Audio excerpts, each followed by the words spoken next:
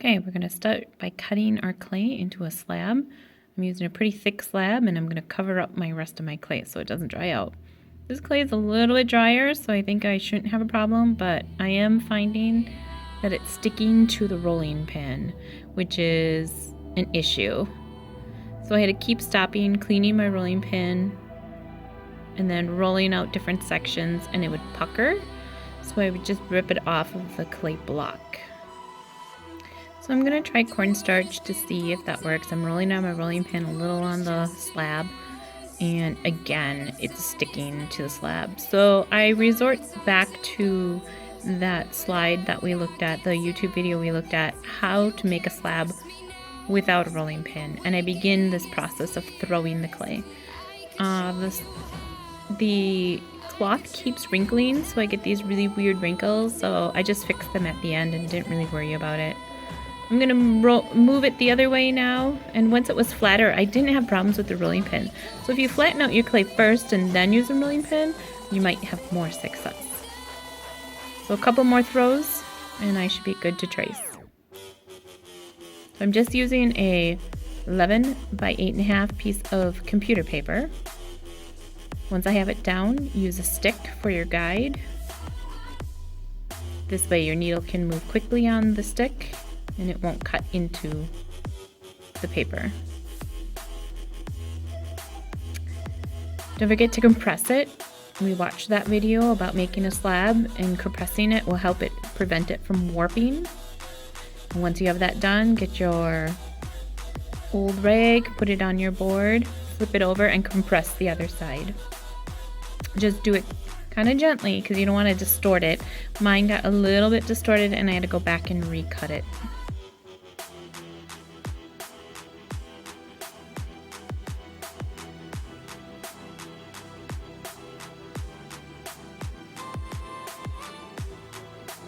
Alright, move that aside.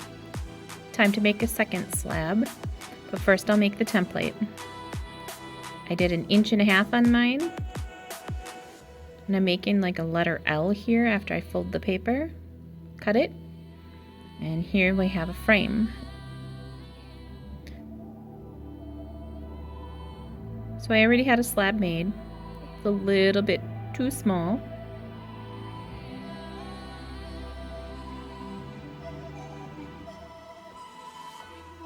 Couple more throws. Again, use a stick to trace.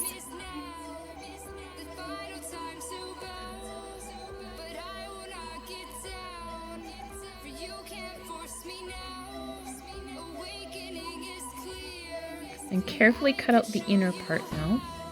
This is where we're going to be using, or what we'll use to make the letter. I'm going to carefully lift up my frame and put it on my board. I'm ripping off some paper just so it fits better on the clay. You can either trace it with pencil or take your needle tool and poke holes through the paper, stamping the edge all the way around. Again, I'm modifying my letter so I have space to put paint splashes or paint pieces. All this extra clay I'm removing, you are going to need to put back into your bag for recycling for another project. So there's my pieces. I'm just going to put my letter on a piece of paper for right now and move back to my board. And that's kind of what it's going to look like. So I used a roller and I rolled on the texture with the frame around it so it wouldn't get in underneath that area. Now it's time to score. This is a review term. To scratch the surface is to score.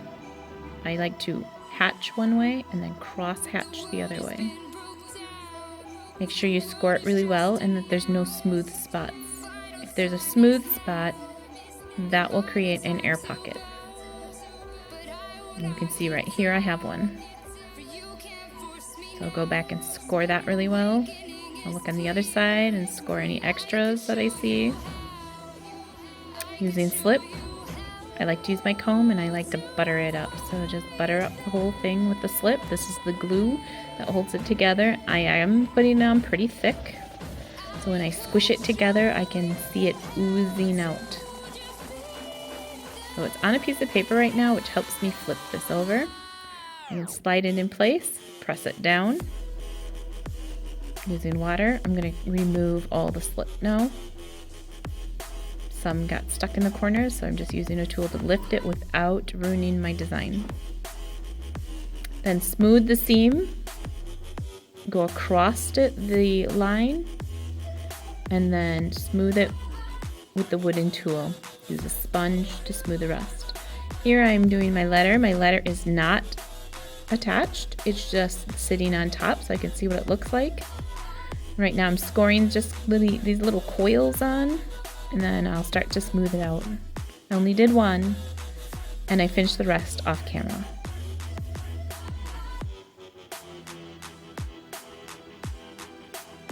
A little bit of water to smooth. Now, when I got all those done, I went and started smoothing the actual letter. I dip my sponge and clean my sponge in water, but it's important not to leave water just sitting on the letter. Always wipe it off. Time to move on to my pieces. So we're pinching out the pieces. So I'm starting with a coil and I'm flattening it, pinching down the bottom, rolling the coil with tools and my fingers to get the shape that I need or desire. Squishing pieces with tools. There's my cover and my container, and making sure it fits where I need it. Using another cover, I'm just going to put the texture on. I'm going to smooth that down. Again, clean sponge with water. Taking a small chunk of clay, I'm going to just make some baby coils here, and this will be like the label. Right now I'm just setting it on there. I will score and slip them on later. It's a little too wet to do anything.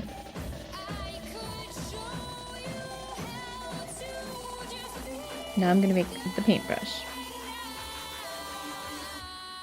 Remember, when rolling coils, they need to make a full circle.